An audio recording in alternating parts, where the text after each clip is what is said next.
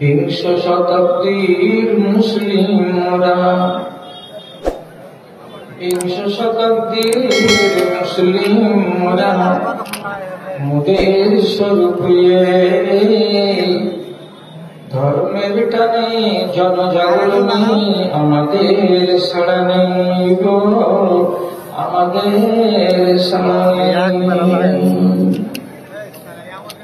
আমাদের মাঝে কোরআন রয়েছে, হাদিস রয়েছে, তাও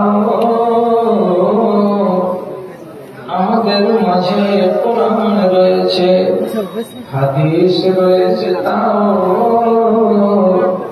আলেম বকিছে দিন দিন করে মুমিন দেখিতে পাবো যে, মুমিন দেখিতে পাবো। ঝড়ের মানুষ বসে থাকি মোরা, হেলাই কেটে যায় মোদের দিন, ঈশ্বরের নজরে তাই মোরা হয়ে গেছে আজ এতহীন, হয়ে গেছে মোরা এতহীন।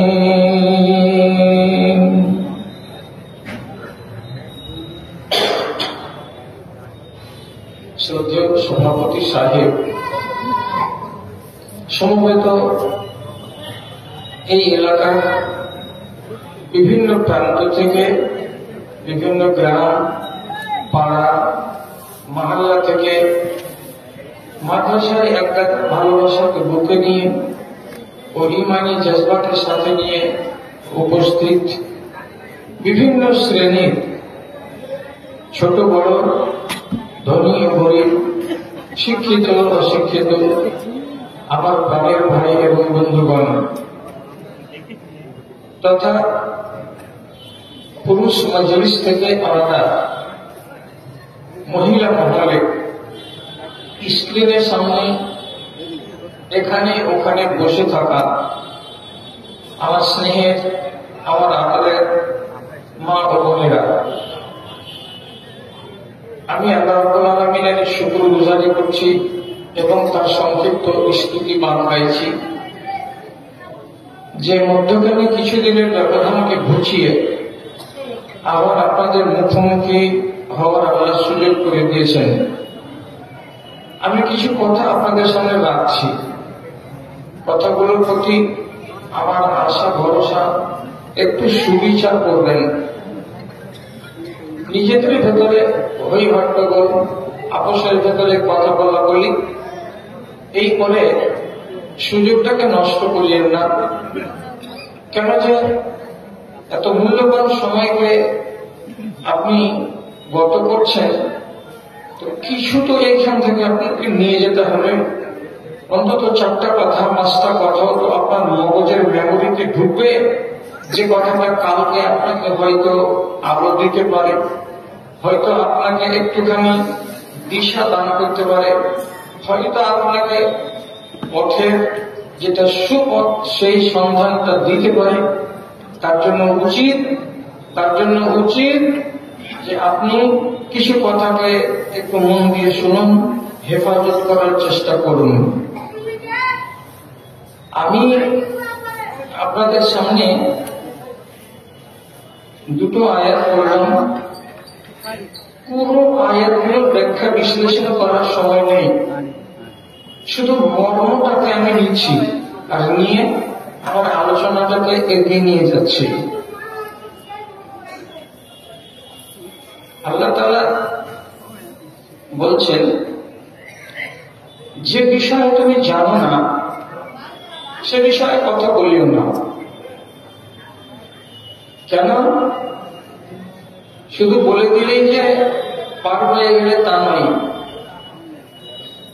কিয়ামতের দিন এই মুখকে জিজ্ঞেস করা হবে, অর্থাৎ কৈফিয়ত তলব করা হবে, কানের কাছে কৈফিয়ত তলব করা হবে, অন্তরে কি ভাবনা ভেবেছেন তারও কৈফিয়ত আপনার কাছে চাওয়া হবে।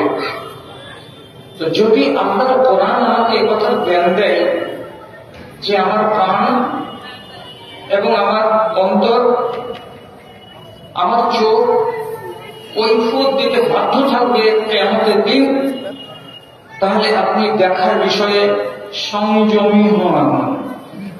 যেটাতেই মন চাইবে সেটাতেই নজর দিবেন, এটা যেন না হয়। যেটাই শুনতে ভালো লাগবে সেটাতেই কান লাগাবেন, এটা যেন না হয়। আপনার মনের ভেতরে কাউরি নামে কোন কুপরিকল্পনা, কোন কুমন্ত্রণা যেন তৈরি না হয়, এবং এই রকমের পরিকল্পনা যেন ভিতরে জন্ম না নেই, তার জন্য আপনাকে হুঁশিয়ার থাকতে হবে। যেহেতু আমি জবাবদিহি করতে একদম বাধ্য আছে কিয়ামতের মাঠে, আল্লাহ তাআলা জবাব চাইবেন এইগুলোর কাছে। এক কথা হলো, 2 নম্বর আয়াতটা পড়লাম, সেটা হলো আল্লাহ রাব্বুল আলামিন দ্বিতীয় আয়াতে বলছেন, এইটা আল্লাহর বিশেষ দয়া আপনার উপরে, যে আপনাকে আল্লাহ তাআলা অত্যন্ত নরম মনের মানুষ বানিয়েছেন, আপনাকে নরম অন্তরের মানুষ বানিয়েছেন। আপনাকে যদি রুক্ষ মেজাজি বানাতেন, আপনাকে যদি হট মেজাজি বানাতেন, তাহলে আপনার ডানে আপনার বামে আপনি মানুষ পেতেন না। আপনার মুখের ভাষা যদি খারাপ হতো, তাহলে আপনার কাছে কেউ ঘেঁষত না, আপনার সাথে কেউ আলাপ আলোচনার মাধ্যমে এখানে এসে আপনার সংস্পর্শে এসে আপনাকে কেউ আপন করে নিত না, আপনিও কাউকে আপন করে নিতে পারতেন না। তাহলে আল্লাহ রাব্বুল আলামিন এইখানে আবার কি করছেন, মুখের সম্পর্কে কথা বলতে গিয়ে একটা মিষ্ট হাসি মানুষকে তার প্রশংসা করছেন, এবং এই সবকটা সারা দুনিয়ার মানুষকে দিতে চাইছেন যে রাসূলুল্লাহকে যদি আমি মিষ্ট হাসি করে থাকি, নরম মনের করে থাকি, নরম মিজাজের করে থাকি, নরম দিলের করে থাকি, তাহলে তার উম্মতরা কেন নরম মনের, নরম মিজাজের এবং নরম অন্তরের হবে না? দুটো আয়াতকে সামনে রেখে এবার আপনাদেরকে বলছি, প্রত্যেকটা অঙ্গকে হাসরের ময়দানে রব্বুল আলামিন জিজ্ঞেস করবেন। এগুলো কথা ঘুরি ঘুরি শুনেছেন এর আগে জুমার খুতবাতে। সবগুলো অঙ্গকে নিয়ে কথা না বলে শুধু দুটো গুরুত্বপূর্ণ অঙ্গকে নিয়ে কথা বলছি, তা হলো আপনার হাত, আর দ্বিতীয় হলো আপনার মুখ। এই দুটো অঙ্গ হচ্ছে সারা শরীরের ভেতরে সবচাইতে সাংঘাতিক, যাদের দ্বারাই কাজ আঞ্জাম পাই। হাতের দ্বারাই কাজ হয়, মুখের দ্বারাই কাজ হয়। এই দুটো অঙ্গের দ্বারাই বেশি মানুষের মনে, মানুষের অন্তরে প্রতিফলন ঘটে। হাত উঠে যায় সহজে, মুখ চলে যায় সহজে।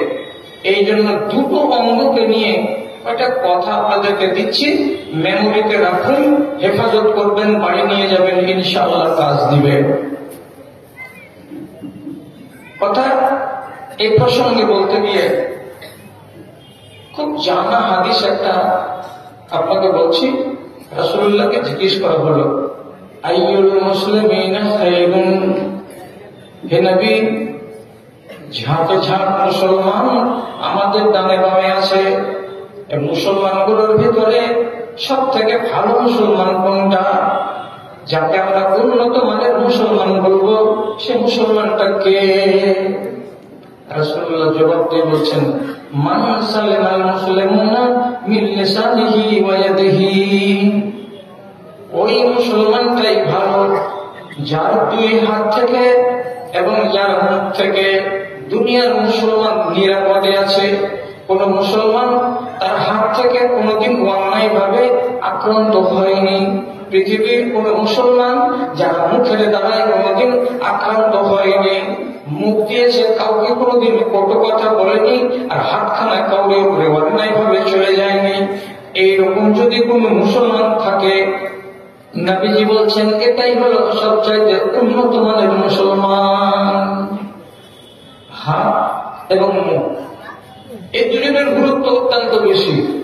তার জন্য হাতের নাম নেওয়া হলো এবং মুখের নাম নেওয়া হলো।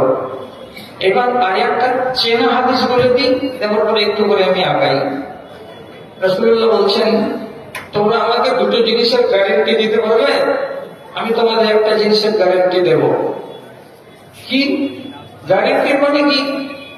আপনি নিশ্চয়তা দেবেন যে ওটা রাফ ইউজ হবে না, উল্টো পাল্টা ব্যবহার হবে না। দুটো জিনিসের ব্যাপারে আমাকে জামানত দাও, জামিন হও, আমি তোমার জন্য একটা জিনিসের জামিনদার হয়ে যাচ্ছি। কি কি? রাসূলুল্লাহ বলছেন, মান ইয়াজমানু মা বাইনা লাহিয়াতিহি তাহিয়াহি ওয়া মা বাইনা ফাখিযাইহি ফাকাদ যামানতু লাহুল জান্নাহ। একটা মানুষ যদি তার উপরে এই ঠোঁটের উপরে যে চুল আছে, এই চুলের নিচে আর নিচে যেগুলো চুল আছে এই চুলের উপরে এই যে ছোট্ট ভাগটা আছে, তার মানে মুখটা, সে যদি নিজের মুখের আমাকে জামানত দেয়, আর সে যদি তার দুই রানের মাঝখানে তার ইজ্জত আছে, সম্মান আছে, এটার যদি আমাকে জামানত দেয়, এর মানে কি? তোমার মুখ কোনোদিন বাজে কথা বলবে না, গীবত করবে না, পরনিন্দা করবে না, চুগলখড়ি করবে না, কোন মুসলমানকে গালি দেবে না। এগুলো হলো তোমার মুখের কাজ। এইগুলো থেকে তোমার মুখটাকে যদি বাঁচাতে পারো, তাহলে তুমি আমাকে জামিন দিলে। এবং তোমার শরমগাহ, বেটা ছেলে হও কিংবা মেয়ে ছেলে হও, এই শরমগাহকে হারাম জায়গা ব্যতীত হারাম জায়গায় তুমি ব্যবহার করবে না। কোনদিন জীবনে তোমার দ্বারাই এবং কোন রমণীর দ্বারাই তার শরমগাহ অন্যায় ভাবে ব্যবহার হবে না। এর যদি জামানত দিতে পারো তোমরা, তাহলে আমি নবী তোমাদেরকে জান্নাতের জামিন দিয়ে দিচ্ছি, তুমি হবে জান্নাতের পাওনাদার। তাহলে আপনি খেয়াল করবেন কথাটাকে কি? জান্নাতকে রব্বুল আলামিন যুক্ত করে রেখেছেন আপনার দুই ঠোঁটের সঙ্গে, এবং জান্নাতকে রব্বুল আলামিন যুক্ত করে রেখেছেন তার সঙ্গে আপনার ইজ্জত এবং আবরুর সঙ্গে। আবরু ঠিক, জান্নাত ঠিক। আবরু বরবাদ, জান্নাত বরবাদ। মুখ ঠিক, আপনার জান্নাত ঠিক। মুখ বরবাদ, আপনার জান্নাত বরবাদ। কষ্ট হচ্ছে মানতে যদি? তাহলে আল্লাহ তাআলা একটা পারাতে 3-4টা কথা পর পর বলছেন। ওই মুমিনগুলো কল্যাণ পেয়ে গেছে। কোন মুমিনগুলো? আল্লাহ তাআলা বলছেন, আল্লাযীনা হুম ফি সালাতিহিম খাশিউন, যারা মন দিয়ে নামাজ আদায় করে।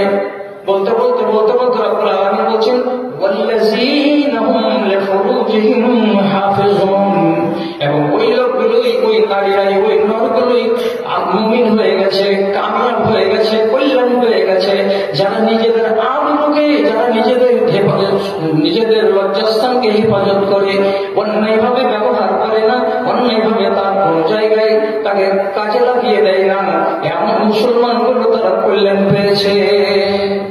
কল্যাণ পাওয়া কি? একদম যেটা মঞ্জিল আমার শেষ, সেটাকে আমি হাতের নাগালে পেয়ে গেছি। তো হাতের নাগালে জান্নাতকে পাওয়া, তো জান্নাতকে রব্বুল আলামিনও যুক্ত করছেন তার সঙ্গে, তা আপনার ইজ্জতের সঙ্গে। তাহলে সোজা সোজা তর্জমা দাঁড়াবে কি? ইজ্জতটা ঠিক আছে, ঠিক রেখেছেন? হ্যাঁ রেখেছি। তাহলে আপনার জান্নাত ঠিকঠাক আছে। ইজ্জত ঠিক নেই? না নেই। তাহলে পরে আপনার জান্নাতটা ঠিকঠাক নেই। মানতে পারেন তো কথাগুলো শুনেন, হেফাজত করবেন। আমি গোড়াতে বলেছি, রাসূলুল্লাহ বলছেন প্রত্যেক দিন সোমবার দিন গিয়ে রাত, সোমবারের দিন গিয়ে রাত আসমানের দরজা খুলে যায়। সেখানে মানুষের আমলকে উপর দিকে পৌঁছানো হয়, এক। আর 2 নম্বর কথা নবীজি বলছেন, ইউস্তাজাবু লিকুল্লি দাইন, ওই রাতের বেলায় যদি পৃথিবীর কোন মানুষ আল্লাহ তাআলার সামনে হাত পাতিয়ে কাঁদে, বলে কিছু চাই, তো আল্লাহ তাআলার নবী বলছেন তার ডাকে সাড়া দেওয়া হবে। এটা নবীজি একদম গ্যারান্টি দিয়ে কথা বলছেন যে ওই রাতে যারা আল্লাহকে ডাকবে তার ডাকে সাড়া দেওয়া হবে।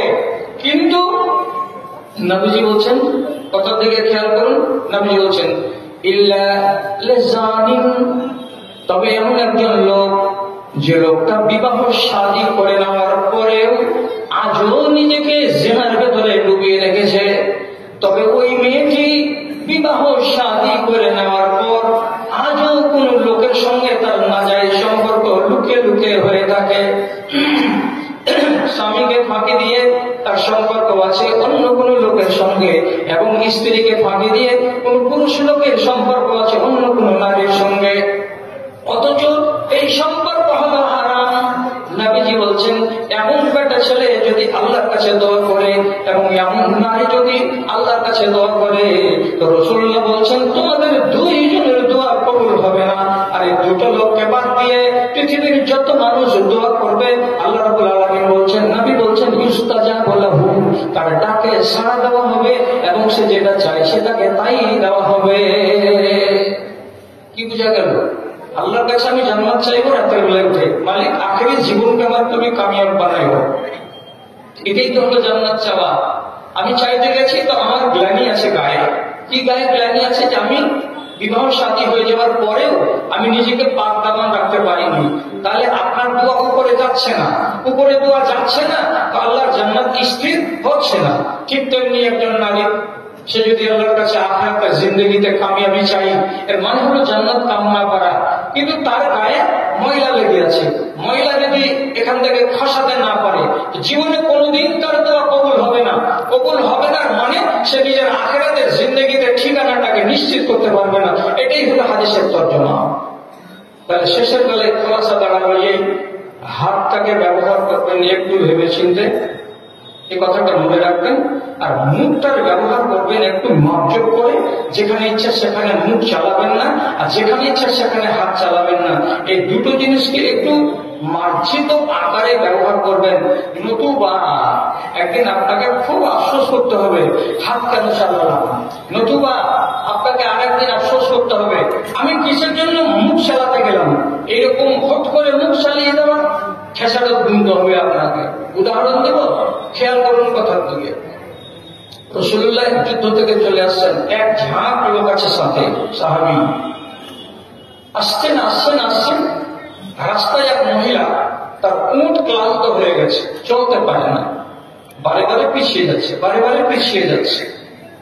তো দল থেকে যখন পিছিয়ে যাচ্ছে, তখন মগজটা গেছে তার খারাপ হয়ে, আরেকবার মনের রাগে উটের তল পেটে জোর করে এক লাত মেরে দিয়ে আরবি ভাষাতে উটটাকে বলছে, হাল ইয়ামাল উন্নত, হাল ইয়ামাল উন্নত, জোরে জোরে হাঁট এই অভিশপ্ত উট, জোরে জোরে হাঁট এই লানতি উট, কেন ধীরে ধীরে হাঁটছিস? রাসূলুল্লাহ এগিয়ে চলে গেলেন, আর আমি পিছে পড়ে থেকে গেলাম। এই কথাটা বলতে গিয়ে মুখের ভাষা ব্যবহার করলো কি বলে, এই লানতি উট জোরে জোরে হাঁট, এই অভিশপ্ত উট জোরে জোরে হাঁট। একটা জানোয়ারকে কি বলল? লানতি, অভিশপ্ত। অভিশপ্ত তর্জমাটা কি আসলে দাঁড়ায়? যে আল্লাহর রহমত থেকে দূরীভূত হয়ে গেছে তাকে বলা হয় অভিশপ্ত। তো জানোয়ারটা যদি আল্লাহর কাছ থেকে রুজি পায়, তো তাহলে তোমার কথাতে ও অভিশপ্ত হলো কেমন করে? তোমার মন খারাপ হলো তো তুমি আর কিছু করো, তো তুমি মুখ দিয়ে চট করে বলে দিলে, এই লানতি উট, অভিশপ্ত উট, জোরে জোরে হাঁট। এ কথা কেন বলতে গেলে মুখে চুপে গেল, মুখের ভাষাটাকে সামাল দিতে পারল না। লাভ কি হলো? রাসূলুল্লাহ নিজের মুখের লাগামকে ধরে টেনে থমকে দাঁড়ালেন। দাঁড়ার পরে জিজ্ঞেস করলেন মুখ ফিরিয়ে, মালিক সাহেব কে বললো এমন কথা গো? এই দলের লোক তোমরা কে বললো এমন কথা? লোকেরা দেখিয়ে দিয়ে বলছে যে এই উটের যে আরোহী আছে সেই এই কথাটা বললো। রাসূলুল্লাহ কি সাজা দিলেন? আনজিলু মা আলাইহি মিনাজ যাত। সাহাবীরা এই উটের উপরে যতগুলো আমাদের সামান আছে নামিয়ে নাও, ওই মহিলাকে উটের উপর থেকে নিচে নামিয়ে দাও, আর দেওয়ার পরে উটের গলা থেকে দড়িটাকে খুলে দাও, উটটাকে এমনি করে ধাক্কা দিয়ে ইশারা করে ছেড়ে দাও, দল থেকে আলাদা হয়ে যাবে।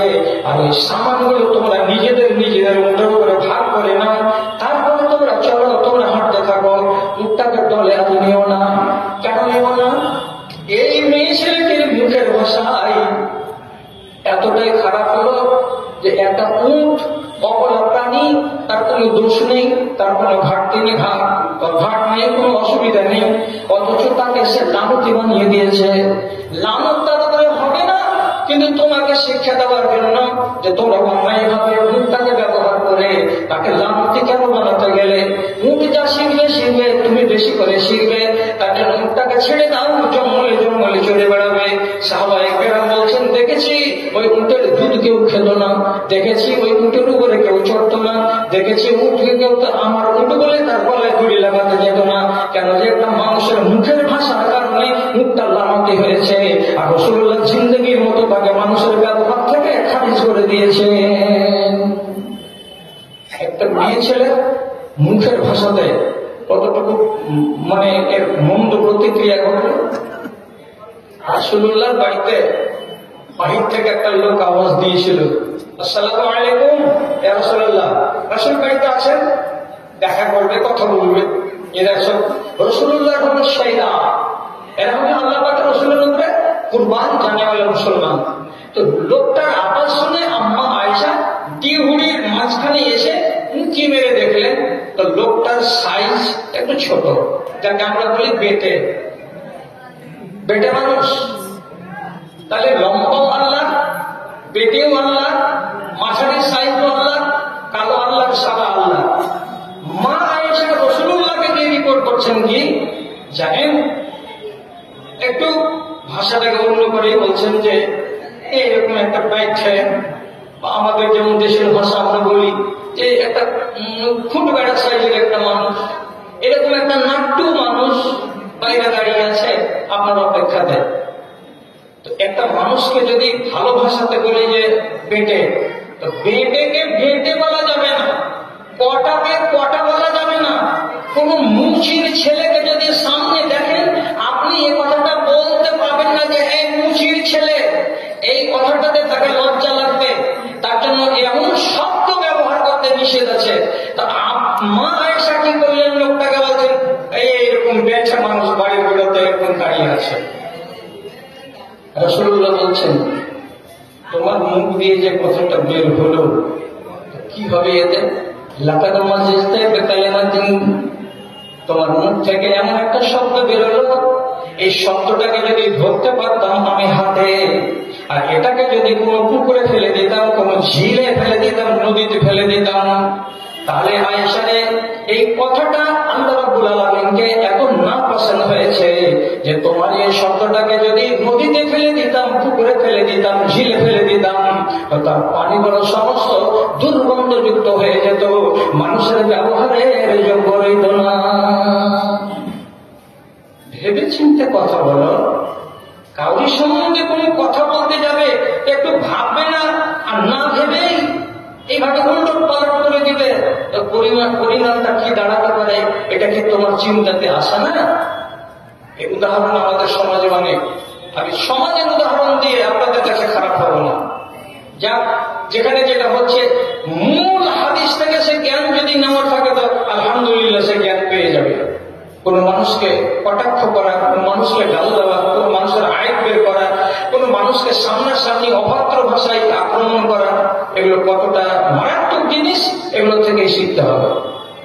আপনি বলুন, আপনি যদি মালিক হন কোটিপতি, আপনার গায়ে যদি 5,000 টাকা দামের শাল থাকে, তো কোনদিন এটা হবে কি যে আপনার চাদরে, আপনার চাকরের গায়েও আপনি 5,000 টাকার শাল দিবেন? এটা হয়। আপনার গায়ে যদি কি থাকে 1,000 টাকা মিটারের জামা থাকে, আপনি কি এরকম করবেন যে আপনার বাড়ির যেটা চাকর তাকেও আপনি 1,000 টাকা মিটারের পায়জামা পাঞ্জাবি করে দিবেন? চাকর চাকরের মর্যাদায় থাকবে, মনিব মনিবের মর্যাদায় থাকবে। অথচ ব্যতিক্রম ঘটেছে, একদম সেটা সহিহ হাদিসে আলোচনা হয়েছে। হযরত আবু যর রাদিয়াল্লাহু তাআলা একদিন বাড়ি থেকে বেরিয়ে আসছেন, হাদিস কি বলছে, আলাইহি হুল্লাতুন ওয়া আলা গুলামিহি হুল্লাতুন। আবু যরের গায়ে একটা বড় আলখাল্লা চাপানো আছে, জুব্বা চাপানো আছে, খুব দামি কাপড়ের জুব্বা, এবং তার পেছনে পেছনে তার একটা ছোট্ট চাকর আছে, তার গায়ে একটা ওই কাপড়ে ওই দামের জুব্বা চাপানো আছে। দেখে দূরে থেকে মনে হচ্ছে এটা বাপ এবং এটা বেটা, না হলে একই মানের, একই মূল্যের, একই ডিজাইনের কাপড় মনিবের গায়ে কেন আর চাকরের গায়ে কেন? দূরে থেকে যারা চেনে না, যারা জানে না, তারা মনে মনে বলবে এরা বাপ বেটা, কিন্তু আসলে এরা বাপ বেটা নয়, একটা হলো মালিক আর একটা হলো চাকর। লোকেরা দেখেই প্রশ্ন করছে, কি ব্যাপার, আপনার গায়ে যে চাদর, এই আপনার চাকরের গায়ে ওই চাদর, একই রকমের চাদর চাপানোর মানেটা কি? কি ব্যাপার, কি হয়েছে? আবু যর জবাব দিয়ে বলছেন, আমি একটা ভুল করেছিলাম। কি ভুল? আইয়াতুহু বিউম্মিহি, এই ছেলেটাকে আমি খুঁজছিলাম কাজের জন্য একদিন, ঠিক সেই সময়ে আমার চোখের সামনে ছিল না।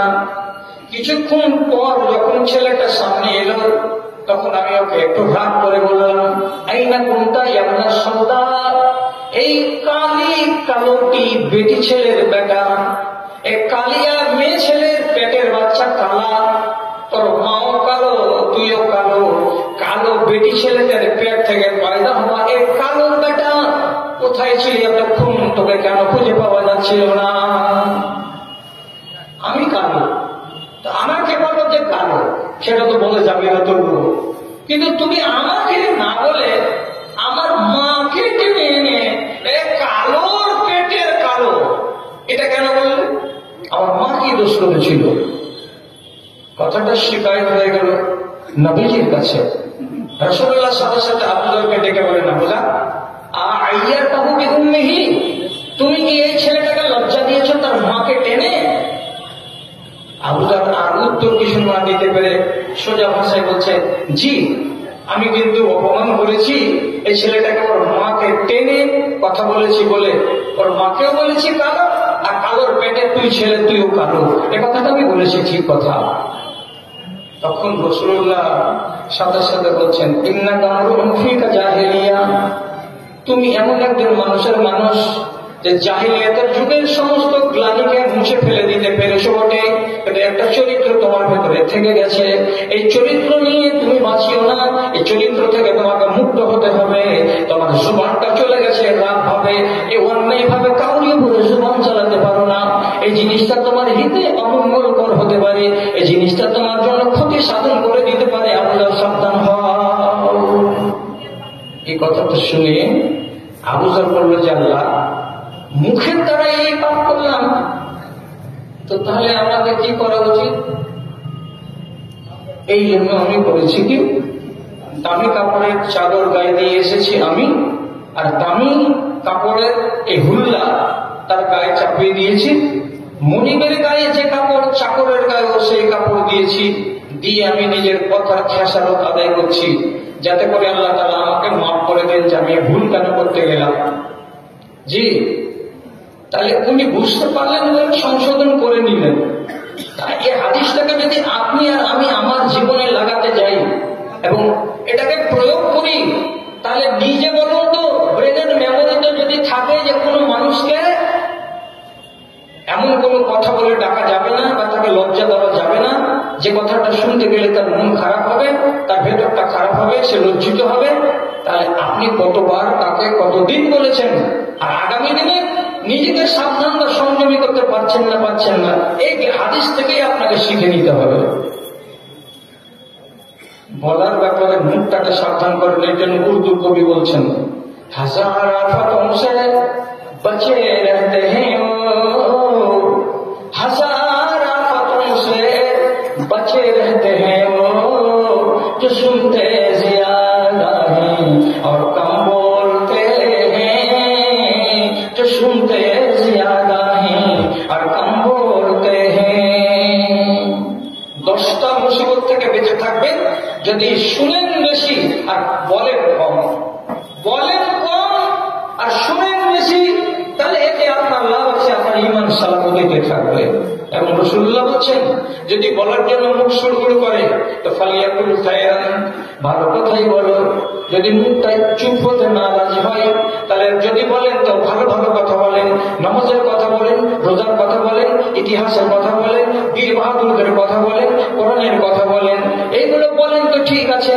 আর যদি বলার মতো এগুলো যোগ্যতা না থাকে, আপনি যদি শুধু তৃণমূলের কথা বলবেন আর বিজেপির কথা বলবেন আর রাষ্ট্রের কথা বলবেন আর হানাফির কথা বলবেন আর বেরেলির কথা বলবেন আর এর উপর সঙ্গে কাজিয়া লাগালাগি করে বেড়াবেন, তো এর চাইতে ভালো হলো মুখটাকে বন্ধ করে রেখে দেওয়া।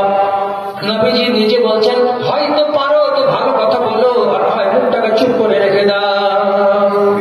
কে মানে? ওটা লোক মানে এই দেশে মুখের উপর যা চলছে আজকাল খিস্তি। যদি মুখের খিস্তি দেখতে চান তো 6টা লেবার কোন এক্সপ্রেস ট্রেনের জেনারেল ডিব্বাতে আছে, আপনি ওদের সাথে একবার সফর করে দেখেন। দিল্লি থেকে বাড়ি আসছে, ফারাক্কা থেকে শামসি পর্যন্ত নামবেন,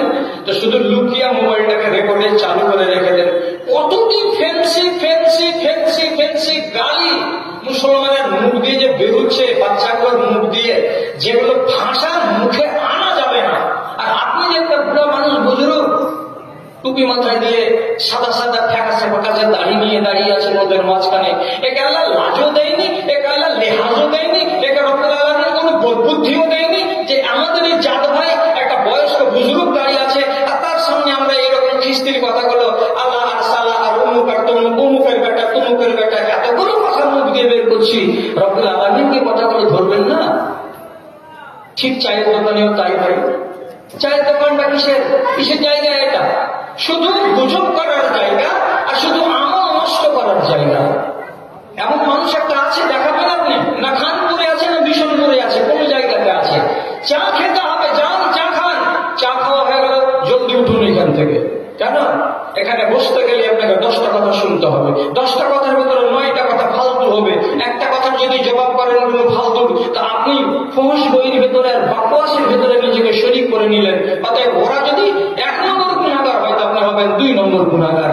এই জন্য আল্লাহ রাব্বুল আলামিন কোরআন মাজিদের ভেতরে একটা কথা বলেছেন, কিয়ামতের দিন একগুলো লোককে জিজ্ঞেস করা হবে যে হবো তোমরা কি মার্ডার করেছিলে? বলে জাহান্নামে এসেছ? জি না, আমরা মার্ডার করে জাহান্নামে আসিনি। তো অপরাধটা তোমরা কি করেছিলে? তো ওরা স্বীকার করে বলবে, এক অপরাধ আমাদের এই যে লামনা কুমিনাল মুসাল্লিন, আমরা নামাজি ছিলাম না। লামনা কুমিনাল মিসকিন, আমরা ফকিরকে খেতে দিতাম না। 2টো রোগ হলো। 3 নম্বর রোগ যেটা শুনলে আপনিও অবাক হবেন, ওরা কি বলছে? যারা গুজবকারী, শুধু বসে বসে দিল্লা করে গুজব করে, তাদের সঙ্গে দোকানে বসে বসে শুধু ভদর ভদর ভদর ভদর করতাম। অমুকের বেটিকে নিয়ে পালিয়ে গেছে, অমুকের বেটা অমুকের বেটির সঙ্গে ধরা পড়ে গেছে, অমুক অমুকের জমিকে মেরে দিয়েছে, অমুক অমুকের সঙ্গে এ করে দিয়েছে। রিপোর্ট সত্য নয়, মিথ্যা নয়, কিছু যাঁচ করা করি নাই। আপনি অংশগ্রহণ করছেন, খুশি মনে 10 জন বলছেন, 4 জনে শুনছেন, 4 জন বলছেন, 10 জনে মেরে শুনছেন। এই যে বসে বসে ভদর ভদর ভদর ভদর করে সময় কাটানো, এটা 1 নম্বর কারণ হলো আল্লাহর জাহান্নামে যাওয়া। লেখা আছে কোরআন মাজিদে, যে মানবে সে মানবে, যে না মানবে সে না মানবে। ভাইবা, হাতটাকে কি সংযমী করে রাখবেন? কিছু হয়ে গেলে তাড়াম করে বসে দিবেন কাউরি গালে। তা হাতটাকে কি সংযমী করে রাখা যাবে? বড়তে বলেছি, যার হাত থেকে আর যার মুখ থেকে দুনিয়ার মানুষ রেহাই পেয়েছে, সে হলো 1 নম্বর মুসলমান। আর আজকে হাত চালিয়ে দিবেন, আর দেওয়ার পরে বাড়ি এসে শুধু একা একাই বলবেন না মারাটাই ভালো ছিল। এটা হবে না। হাত চলে গেছে কাউরির উপরে, সেই হাত যতক্ষণ পর্যন্ত আপনি ক্ষমা না নেবেন ওর কাছ থেকে, ততক্ষণ পর্যন্ত রেহাই নেই। এই জন্য হাতখানাকে চালাবেন তো খুব সাবধানে। আমি অনেক কথা বলতে পারি, তো অনেক